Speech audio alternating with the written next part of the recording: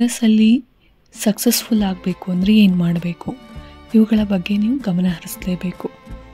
ಒಂದನೇದಾಗಿ ನಿಮ್ಮ ಫ್ಯಾಷನ್ ಬಗ್ಗೆ ನಿಮಗೆ ನಂಬಿಕೆ ಇರಬೇಕು.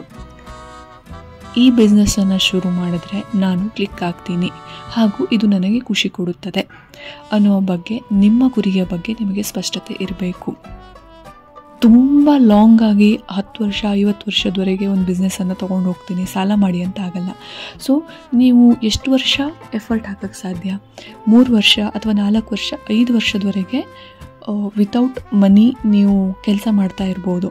ಅದರ ಮೇಲೆ ಮನಿಯನ್ನು ನೀವು ಎಕ್ಸ್ಪೆಕ್ಟ್ ಮಾಡ್ತೀರಾ. ಹಾಗಾಗಿ 6 ತಿಂಗಳ 1 ವರ್ಷದ ಯೋಜನೆಯನ್ನು ರೂಪಿಸ್ಕೊಳ್ಳಿ. ಆ ಯೋಜನೆಗೆ ತಕ್ಕಂತೆ ಕೆಲಸ ಮಾಡ್ತಾ ಹೋಗಬೇಕು.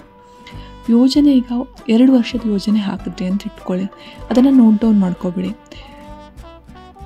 ಆ 2 ವರ್ಷದವರೆಗೆ ನೀವು ಕುಗ್ಗಬಾರ್ದು, ತಾಳ್ಮೆಯಿಂದನೇ ವರ್ತಿಸಬೇಕು. ಬಿಕಾಸ್ ನೀವು ನಿಮ್ಮ ಫ್ಯಾಷನನ್ನು ಅಚೀವ್ ಮಾಡೋಕ್ಕೆ ಹೊರಟಿದ್ದೀರಿ.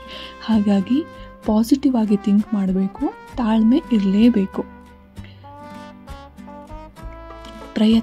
ಪ್ರಯತ್ನವನ್ನು ಯಾವ ಕಾರಣಕ್ಕೂ ನಿಲ್ಲಿಸಬೇಡಿ, ಅದು ಮುಂದುವರಿತಾನೇ ಇರಬೇಕು. ತುಂಬ ಪಾಸಿಟಿವ್ ಆಗಿರಿ. ಇವತ್ತು ಈ ಕೆಲಸಗಳನ್ನು ಮುಗಿಸ್ಬೇಕು, ಇನ್ನು 6 ತಿಂಗಳಲ್ಲಿ ಈ ಥರ ಮಾಡಬೇಕು ಅಂತ ನೀವೊಂದು ಪಟ್ಟಿ ಲೀಸ್ಟ್ ಮಾಡ್ಕೊಂಡ್ಬಿಡಿ.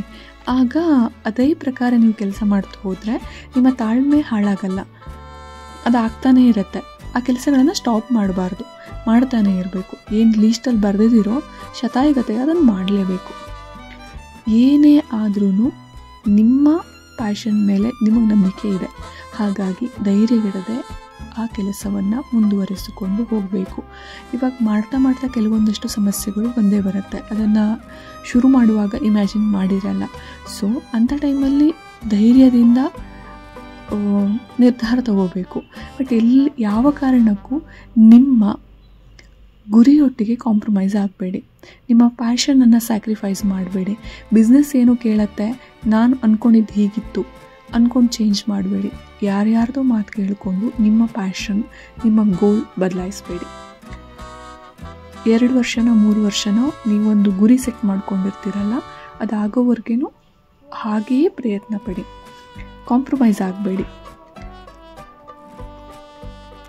ಟೇಕ್ ಕ್ಯಾಲ್ಕುಲೇಟೆಡ್ ರಿಸ್ಕ್ ಅಂತಾರೆ, ಅದೇ ಥರ ಯಾವ ಕಾರಣಕ್ಕೂ ಕಾಂಪ್ರಮೈಸ್ ಆಗಬೇಡಿ. ನಿಮ್ಮ ಫ್ಯಾಷನ್ ಒಟ್ಟಿಗೆ ನೀವು ಕಾಂಪ್ರಮೈಸ್ ಆಗಬೇಡಿ. ಹೀಗೆ ಮಾಡಿ ನೋಡಿ.